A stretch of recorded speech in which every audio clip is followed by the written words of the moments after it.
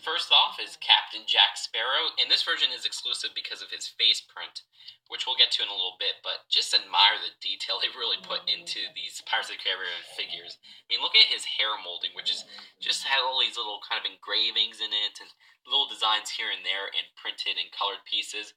I love that, and this theme in general is just way ahead of its time. You also get this little compass right here and the sword. And for that new face print, you have this kind of generic design up front, but on the back, you have his cursed version, which looks pretty freaking cool. I love how that design is, and it gives a kind of a skeleton-like look. And for Elizabeth Swann, this character is exclusive to the set with a nice hairpiece, which only appeared in one of their sets in this color, and you can see her torso and leg design right there where she has one of the princess dresses on, which means she doesn't have regular Lego minifigure legs. And on the back, once you remove her hairpiece, you can see some nice back torso printing and alternate really frightened face, which looks pretty cool. And for Hector Barbosa, this version is his human version, and there is a skeleton version that we'll get to next. Now, this design right here is so detailed for the time, much like Captain Jack. He has this nice sword holder piece, which you can see holds his sword right here, and you can pull that out if you're just careful. And that's a piece I really wish they would put in more sets because it's a really nice design. And it carries on to the back where you got some nice back torso printing. No alternate face for Hector Barbosa because his hat wouldn't cover it the whole way. And he's also holding an apple, which there is an apple design for the skeleton as well. And this hat piece right here is pretty hard to find in this color. You do get two in this set, but it only came in one other collectible minifigure. And here's Skeleton Barbosa. Compare the two side by side, and you can see their similarities and differences. Once again, there's an apple and sword holder on this one as well. It uses the skeleton boots from Ninjago, which were introduced that year, and also a really frightening face with a little bit of a beard going on a skeleton design. The hat piece is the same as the last one.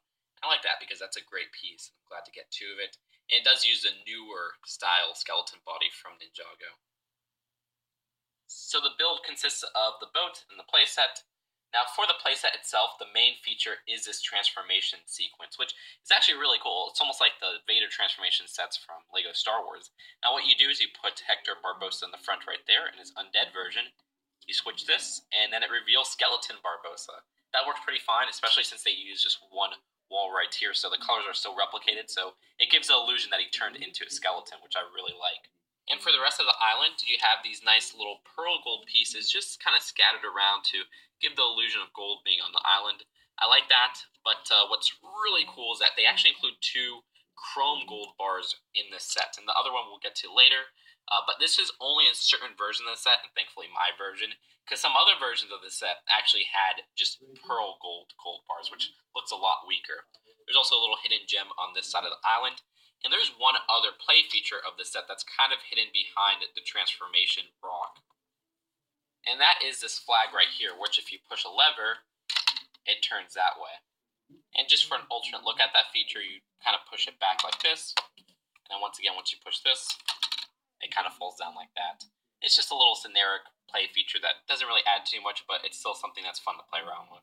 And then there's this separate add-on to the island, which has the second chrome gold bar right there, and also this nice golden crystal, which is a different gold than chrome gold and pearl gold, but it's a really nice shiny gold. And then there's this casket right here, which once you remove the top, you can see there's coins in there. Some versions of this have pearl gold coins, but thankfully mine has the chrome gold coins.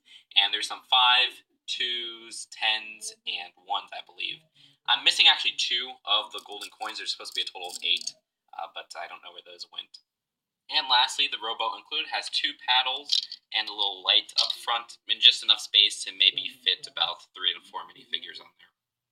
And that's a set altogether. Now let's take a look at the box and the final verdict. The box is a thin $20 box size, which shows the play features in the back. And what's really cool about these Pirates of the Caribbean sets is, yeah, you get the instructions right here, but they're packaged in a special packaging so they don't get all bent up. And inside, let's see if there's any cool advertisements. You got one for the game, and one for most of the sets. I really wish I would have got these back in the day, because I saw basically, I think, all of these sets on sale at one point or another. This was when I was in my dark ages, which means I was out of LEGO when they first came out, and I just kind of never got them when they were on sale. I wish I would have. That set is like so much money on eBay now. These two are fairly easy to get. I haven't checked the mill, honestly. Maybe I'll get that next. I do have the Cannibal Escape, which is somewhere on here. Oh, right there. And I have the smaller sets as well. Solely, I want to get most of these because this is just such a great Lego line. Then they have Alien Conquest right here, which is cool as well. I don't know why they advertise it on the back, though. But what's also cool is that these all include posters. And this is a little poster that I think that's the code for Voodoo Jack Sparrow, which was a retail, or not a retail exclusive, but a pre-order bonus, I believe, with Lego Pirates of the Caribbean. And you can see right here, this poster is kind of like a map design, I don't know, but it looks awesome. I love that. It's kind of older design. And there's even some writing right there in a different language, so that is so cool. Maybe one day if I have a Lego room, I'll put this poster up. I didn't even notice, but the back also has some artwork as well, and this one is for, the set Isla de Muerta. So yeah, I mean, I wish I could give this set a letter rating. It'd probably be like an A+, because it's just something I can't find any flaws with. I mean, usually we get 3 minifigures for a licensed set, but here we get 4, and they all have exclusive prints. That's incredible. Second thing is, the design of this is something that's great for kids, where you get the play features, but also great for adults, where it is this more serious, dark, run-down kind of design. I also like the gold pieces, which is something that we don't really get in too many sets. Chrome gold in general is just a kind of a rarity in Lego nowadays. I don't know why. Either way, all that considered, this is a phenomenal set. If you can find it cheap online, get it right away. Love the minifigures, love the build, and the price is fantastic. Now, I mean, the secondhand price is a little bit ridiculous, where you could have to pay around $60 to $50 on eBay. But that's because this is a great set, and a lot of people want it, and you can't blame them. So that's it for now. Hope you guys enjoyed this video. Let me know if you want to see more Pirates of the Caribbean reviews. I'll see you guys later.